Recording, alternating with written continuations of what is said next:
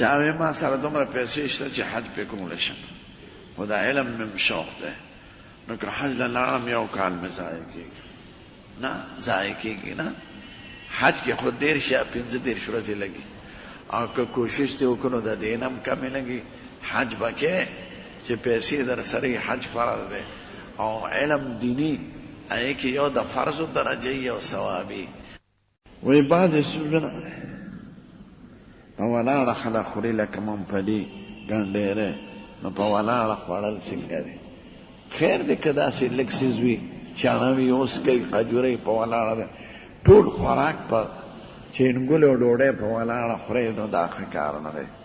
او بیا چې د کافرانو مشابهت کې لکه دا مهذب خلک چې دي د شریعت په نظر کې بې تهذیبه، دا د کوټ پتلون والا او دا لکې چې مړی ته ځوړنده کړي، دوی د انګریزانو په تابعدارۍ کې په ولاړه ډوډۍ خوري، د خرو په شان. قسم دې د خرو نه ماته بد ښکاري، داسې ورمنډه کې په ډوډۍ لکه خره چې په ګیا ورمنډه کې، نو چاته چټني په لاس ورشي، چاته پیاز ورشي، چاته مرچکې ورشي، څوک د تلوارې د وجې نه مخکې ځان ته چټ پیرني واچي، چې هسې نه مې نه رسي، نو د پاسه پې ساګ واچوي. یه زناور په یو لاس څوک ډوډۍ خوړی شي، په ارام کښېنه، په حوصله کښېنه. دا خو د مېلمه بې عزتي ده چې ورځی پې نه مېلمه ته هر څه ته کېده، خو چونکې انګریز بابا کړي دي د دوی نیکانو، نو دوی خو د نیکانو تابعداري ډېره خوښوي. نو قسم دې ما ته ډېر مقدار ښکاري چې څوک دا کار دا څه کوي. په ناسته ډوډۍ ولې په ارام نه خورم، په ولاړه لکه د زناور. زما یو استاد و حضرت مولانا فلاني صاحب، یو افسر داسې دعوت کړي، نو یو افسر په ملا مې لاس راکړه، ما ته وایي دا ولې؟ ما وایي لکۍ دې ګورم چې لکۍ دې شوې ده که نه. خوراک خو د زناورو کې خدای وایي یاکلون کما تاکل الانعام والنار مثوی لهم، دی داسې خوراک کوي لکه د څاروو، او د دوی ځای دوزخ دی.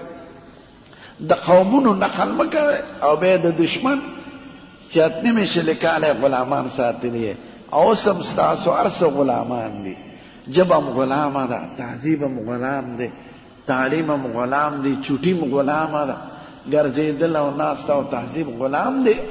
نو د دغې مردار قوم تاسو نقل کوئ.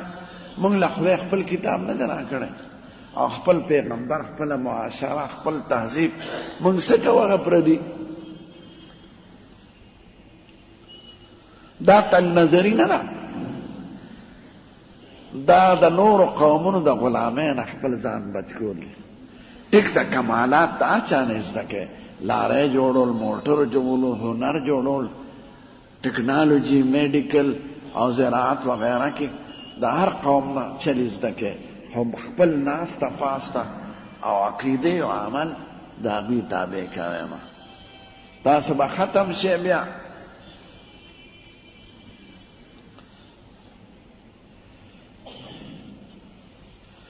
د خنزیر سرمن په بوټانو او پڼو کې استعمالیږي. نه، خنزیر ته زموږ شریعت د اول نه تر اخره پورې پلیت وایي، دې ته نجس العین وایي. نو ویښتې، سرمنې، هډوکي دا ټول پلیت دي. د سپي پاکېږي، د سپي هډوکي چې وچ کې پاک دی، سرمنې چې رنګ کې پاکه ده. د هر حیوان، د ګیدړ، د زمري، د شرمخ، خو د خنزیر نه.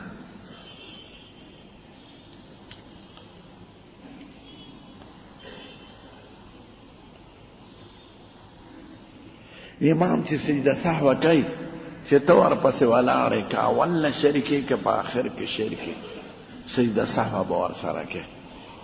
چې هغه سجده سهو وکړي ورسره به کوي، بیا چې هغه اصلي سلام ګرځوي د ختمېدو، بیا ترې پاسه.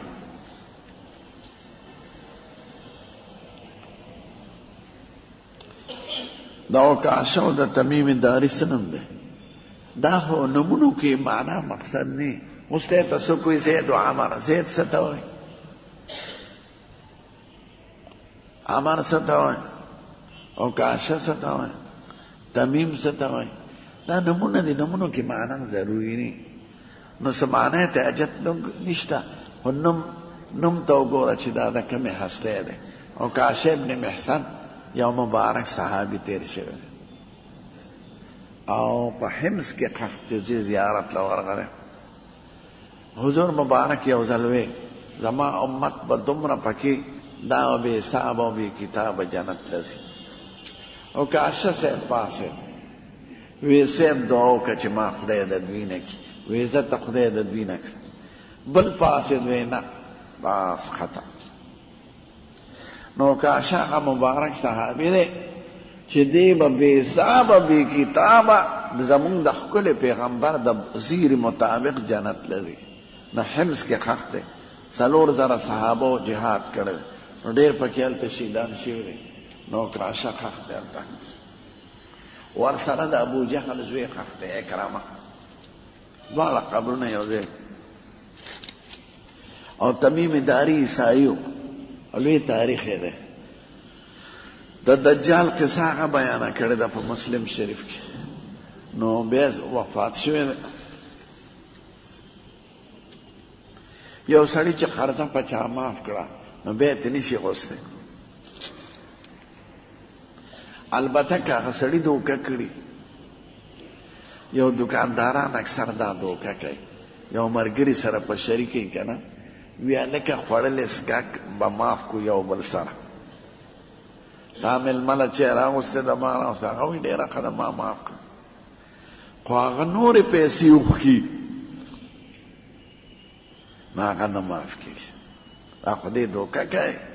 خوراس کا خو د مېلمه خرج ته وایي مثلا دا زیاتي پیسې چې دوخ کړي یا د هغه یقین دی چې زما په 20 روپۍ قرض دی او وی په 300 مثلا نو دی وی قرض راته معاف کا. نو هغه معاف کړه نو چې څومره هغه ته معلوم وي هغه معاف شو. دا نامعلومه ترې غوستی شي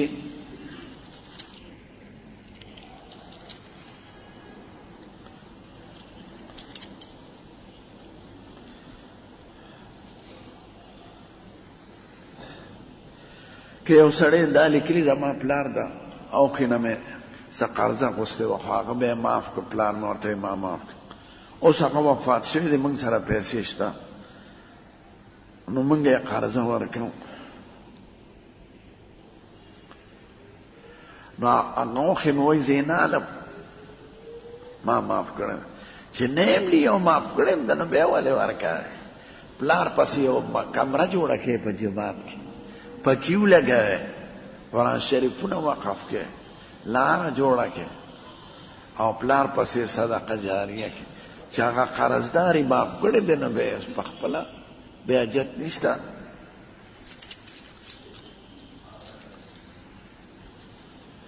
تعدیل ارکان واجب دی یعنی د رکوع نه پس نیغ په حوصله ودرېدل او رکوع کې په حوصله رکوع کول چې خوځېدل دی بند شي. بعد خلک رکوع کوي نو خوځي داسې به شي نو خوځي نو دا غلطي ده. نه ودرېږي به او بیا د دواړو سجدو منځ کې برابر ناسته. دې ته تعدیل د ارکانو وایي او قومه او جلسه وایي. دا زموږ مذهب کې واجب دي او نو درو مذهبونو کې فرض دي. 3 مذهبونه والا وایي که څوک د رکوع نه پس نیغ په حوصله ونه درېده او د سجدو منځ کې په حوصله کښېنه ناست لمونځ یې نه دی شوی چې څنګه بېلمازه راغلی او د جومات نه بېلمازه لاړ. زموږ مذهب کې دا ده چې دا رکوع نه پس نیغ ودرېدل واجب دي او د سجدو منځ کې واجب دی. د واجبو په پرېښودو دی ډېر سخت مجرم دی او مونځ والا دوباره کول پکارو خو کوې نه که نو د مونځ یې داسې مثال دی لکه د ټي وي مریض چې جمدی خو دی خو نور د هېڅ کار نه دی. جنازه پې څوک نشي کولی ښځه یې څوک واده کولی نشي مال یې میراث کېږي نه ځکه جمدی دی خو دغه ژوند په څه کې دی دغه شان چې د رکوع نه پس سړی په حوصله ونه درېد او د سجدو منځ کې په حوصله کښېنه ناست لمونځ یې د ټي بي مریض دی. دې ته ګورئ دا کوم قومونه کوي نوم یې درته نه علم. غټې غټې ګیرې به نامه پورې او غټ پټکې به یې والي 5 کټۍ بوساړه او مونځ له به راشي خو د رکوع نه پس به نه ودرېږي. هلکه زناوره دا دومره خواري دې وکړه اوبو دی او دسو که په لاره ودرېد نو خو د صحیح مونځ او د غلط مونځ به یو منټ فرق نه قسم دی چې تاسو باټینګڼ الی یا جامې الی نو څومره ورته لاندې باندې ګورئ او چې بخه د قسم نه الی نو څومره پکې احتیاط کوئ نو دا مونځ خپل عبادت وګڼئ حکم د خدای دی فایدې ستاسو ده نو د فایدې شی ځان له خرابوئ مه داسې مونځ زموږ ښکلی پیغمبر وایي چې سړی د رکوع نه پس په حوصله ونه درېږي او د سجدو منځ کې کښېنني دا مونځ راوالي خدای پاک ملایکو ته وایي په دې مخ یې ورولې واله ځه خدای پورې ټوکې کې نو دا سجده سهوه پکې نشته د فقهاو تعبیر دی چې دا ضروري دی دپاره د تکمیل لغیر په خپله مستقل ذاتي واجب نه دی دا د هغې تعبیرات دي نو ځکه پکې سجده سهوه نشته دې ته واجب لتکمیل الغیر وایي واجب فی نفسه نه دی وایي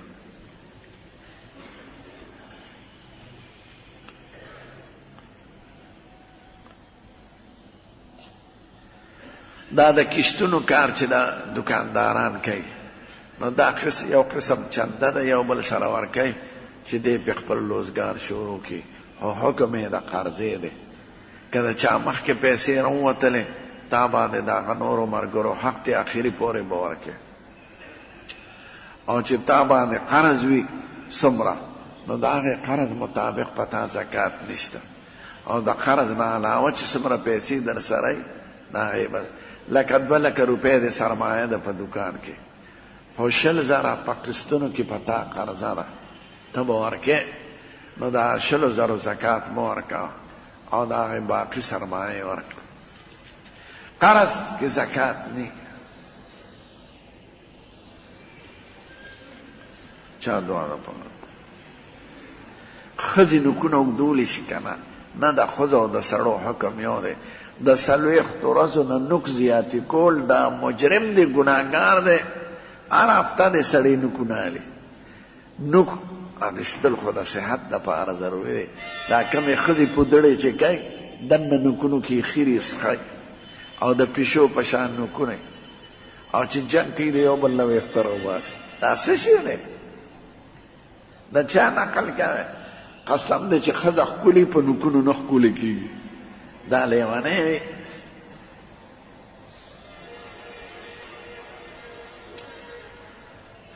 نو دا د انګریزانو نقل یا مصنوعي نوکونه لګول اوږده اوږده نو دا ښه کار نه دی او کله به یې دننه اوبه نه ورننوځي او خیرې په ډوډۍ کې چې ته ډوډۍ خورې د نوکونو هغه خیرې به ورسره یو ځای کېږي نو معده به دې سقا شي نو نوکونه موږده وه ښځې دې هم نه کوي سړي دې هم نه کوي هر هفته نوکلی کم از کم 40 پورې د شریعت گنجایش دی د 40 نه زیاتې کول ګناه ده د سنتو اخیستلم د لاندې بدن ویښته اخیستلم او نوک اخیستلم 40 ورځو کې دننه دننه به کوې هغې ته به یې نه رسوئ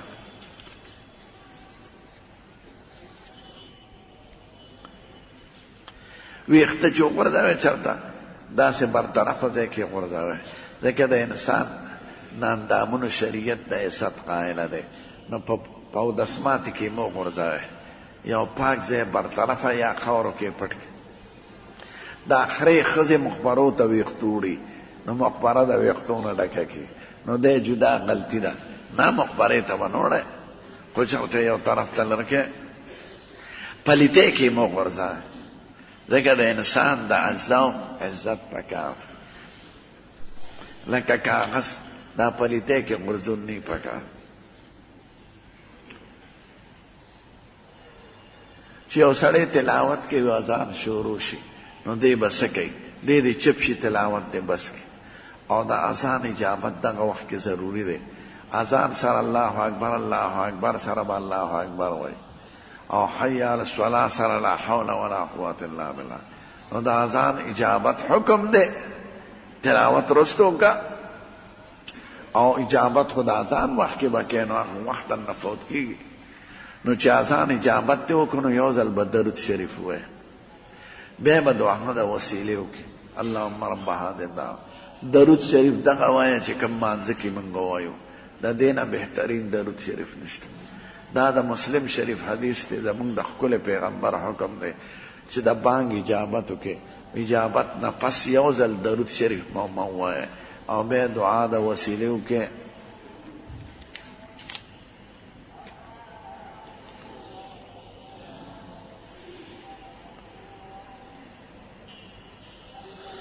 چاوی په دې داروګانو کې او بیا هومیوپیتک کې الکحل وي، نو د دې داروګانو الکحل کده شراب قسمی مثلا، نو هغه د شراب په حیثیت څوک نه استعمال کوي، دا دارو د حفاظت دپاره یو ماده ده او نه د شراب په نیت سوسکي.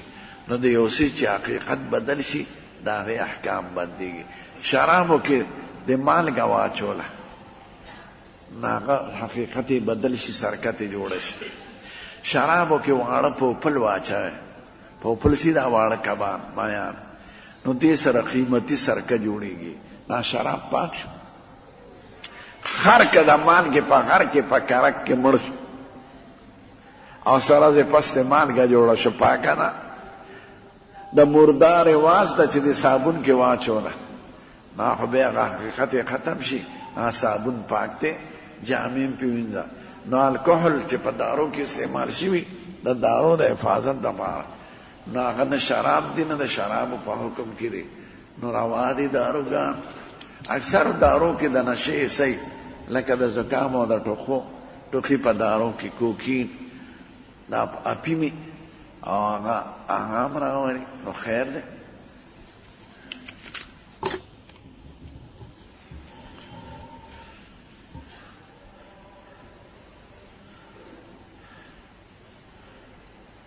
چاوی زما مور ناجوړه ده او کمزوره ده چې مونځ کوي یریږي ته، خیر دی که یره شو خیر دی، هغه معاف ته خو مونځ دی کوي. که اودس چارهدام نشي کولی یو لوټه ورسره کېدی پکړ چې په هغې هر مانځله تیمم وایي او مونځ دی کوي. که په ناسته نشي کولی په کټ کې دی پرتی او قبلې ته ولا مخکې، او که داسې وخت پې راشي چې د قبلې د مخ کولی سکني هر طرف ته چې مخکې مونځې کېږي، خو مونځ به نه پرېږدي چې کمې پورې بس پوهېږي، او چې بیا نه پوهېږي نو مونځ ته معاف دی. داسې فارجي چې بیا مریض نه پوهېږي نو بیا خیر دی، مونځ ته معاف دی. که د 5 مونځونو پورې زر مړه شوه خو 5 کفاره ورکړه، فدیه ورکړه، او که زیات پرې راغله نو ټول معاف دی.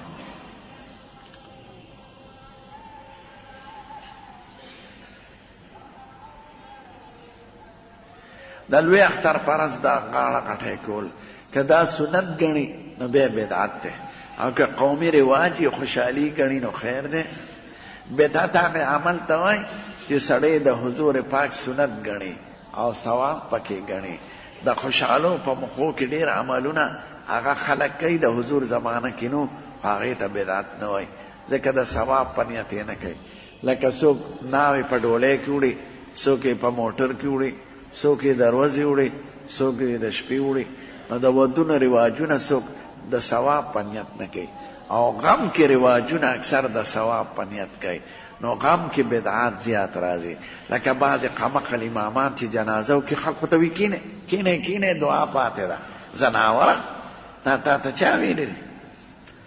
دا پیغمبر کړي دي، صحابو کړي دي، پلانکي پیر کړي، کوي به خپل کار پیر، مو خو په پیر ایمان نه دی راوړی، نه په باجوړ مولا نه په کابل مولا، نه د رسول الله او د صحابه کرامو طریقه ده. نه جنازه په خپله دعا نه، دعا دې وکړه بیا ولې خلک کښېنئ ټیک ټک که څوک ځان نه، یا د مړي له 15 کسان لاړ شي، یو وایي دعا به وکړو، بل وایي دعا به وکړو، بل وایي لاس به اوچت کړو، بل وایي د جمع دعا به وکړو. هلکه د کور خاوند سپېموله راشي او چې څوک ناست دی هغه د زړه نه تنګ وي، دا دعا خو ټوکې دی، دا خو خدای نه قبلوي، ځکه چې څوک پې تنګ وي هغه به څه دعا قبلوي. ټیک ده چې لاړې مړي له بس تعزیت ادا شو، د صبر خبرې ورسره وکړه، خیال یې بدل کړه. که چا په جمع یو دعا وکړه نو ټیک ده.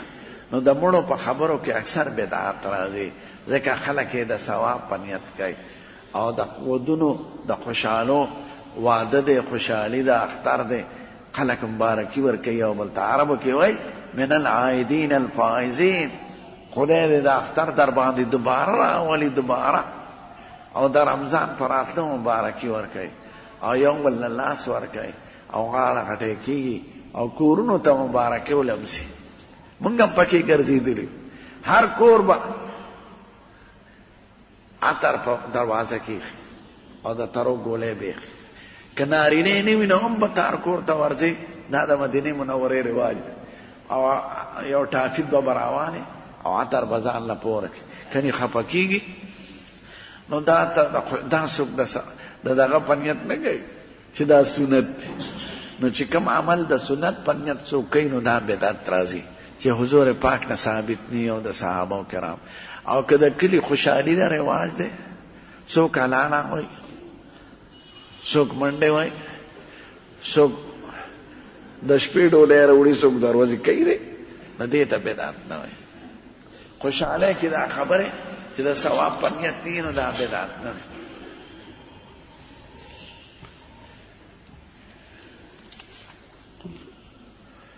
او که ثواب یې ګڼه نو بیا چې دا سنت دی، یا کینې ودرېږه چې دا ستړي مه شو. دا زه تاسو ته یم ماله ستړي مه شي نه مه راځئ هر څه، ځکه دې نه بیا خلک ثواب بدعت ته جوړ نه کړي. نه د ملاقات ستړي مه شي راغلی دی، د جمعې مستقل ستړي مه شي نشته. دا بعضې خلک د انډونیشیا او ملیشیا والا کې دا بدعت دی چې سلام وګرځوي نو هر یو به یو بل له لاس ورکوي. که چا حج کړي هغوی به لیدلي، نو د سلام نه پس یو بل له لاس ورکول دا بدعت دی، دا نشته. یا د جمعې پر ورځ خامخا امام سره ستړي مه شي کول چې دا ثواب. او د ملاقات سړی ملاقات کوي یو بل سره، نو ټیک ده. ملاقات وخت کې خلک لاسونه هم ورکوي، ستړي مه شي ورکوي.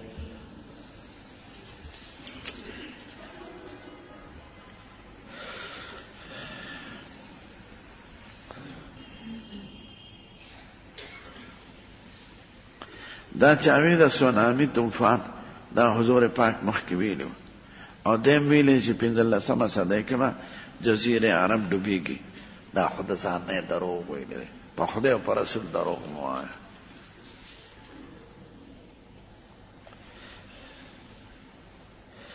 علامه شوکانی عالم دی خو غلطی دی پکې. دا مخکې شیعو د یمن عالم دی، نو هغه به دغه شو غیر مقلد شو، اهل حدیث شو. نو بعضې غلطۍ پکې اوس هم دی، لکه که دا خبرې لیکلې چې عمر فاروق د احادیثو نه مخالفت کړی دی نو دی غلطي ده. یا که دلته څوک جاهل وایي چې عمر فاروق د احادیث نه، عمر فاروق دومره لوی شخصیت دی چې 50 ځای قرآن شریف کې د هغه د رأی مطابق وحی راغلی.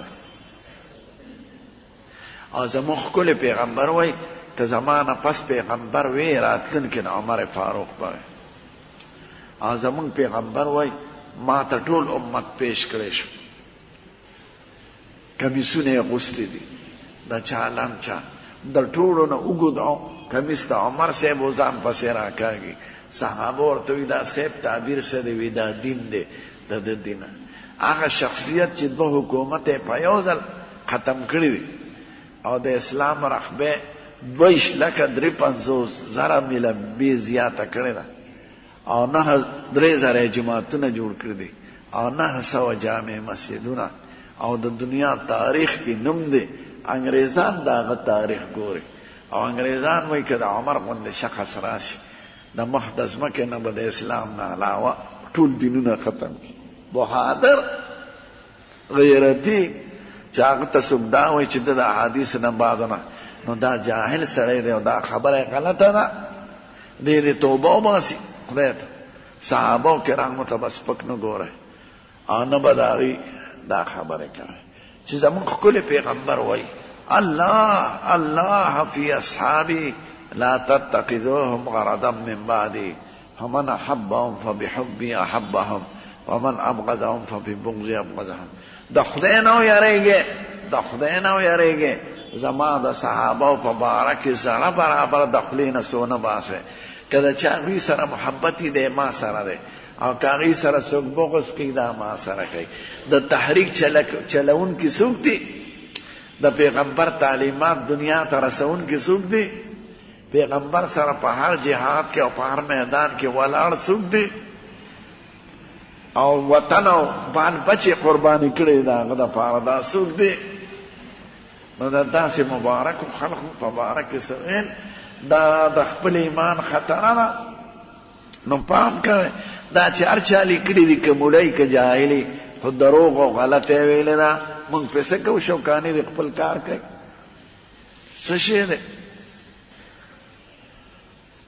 هغه کې د شیعتوب اثر په آخره پورې و ځکه هغه به دا عقیده وه چې علي صاحب وصي رسول الله دی وصي معنی دا چې حضور وفات کېده نو علي صاحب ته یې نامزد کړه چې ته به زما تخت نیسې او زما بادشاهي بچ کړې ښه پیغمبر دې دپاره راغلي چې اولاد دپاره حکومت جوړ کړي د لیډر او د پیغمبر څه فرق شو شکر دی چې نه یې کړي دي نه یې ویلي دي او دا د هغې د ذات څخه پیغمبر خو د ټول امت دپاره راغلی نه دې دپاره راغلو چې زوی خپل بادشاه کړي دا خو د جهان د پاکستان لیډر هم دا کوي او پیغمبر ته هم دا خبره منسوبوي دا خو د هغه د شان نه خلاف دی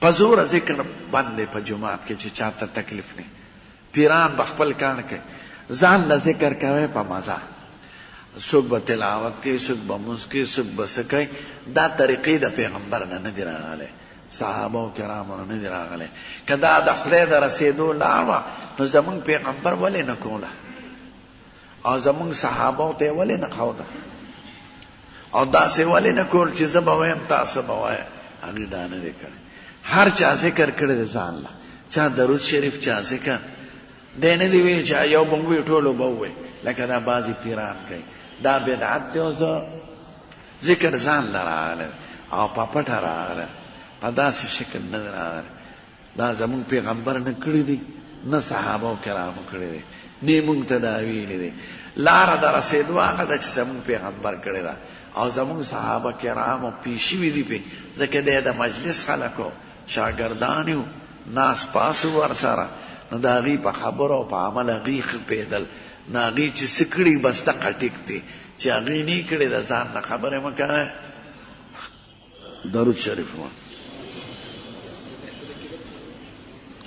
ښه ما خو دوی ته ووایي مخکې آینده د اتوار ورځ د پیر په شپه به دې جومات ته قاریان ناځي نو هغې د پنجاب حکومت راغوستي نو ما ته د اوقافو دا مشران نارل چې ستاسو د جومات د ښکلی مناسب نشته نو موږ به د ما ډېره ښه ده خیرات فلانکي جومات دی هلته د دغه ځای نشته د موټرو او نه پکې دومره ځای شته ما ډېره ښه ده قرآن شریف ښکلې خبرې دی نو راځي به په باندې 8 بجې د ماسخوتن د پیر شپه د اتوار ورځ نو هغې به دلته قرت وایي انشاءالله نه که څوک په خپل طبیعت راتلی شي او خو ډوډۍ خپله وخوره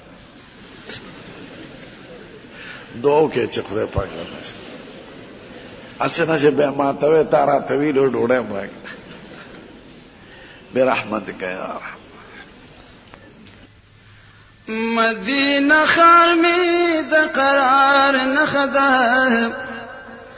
مدینه ښار مې د قرار نښه ده هجر محبوبه ستا د تیار نښه ده هجر محبوبه ستا د تیار نښه ده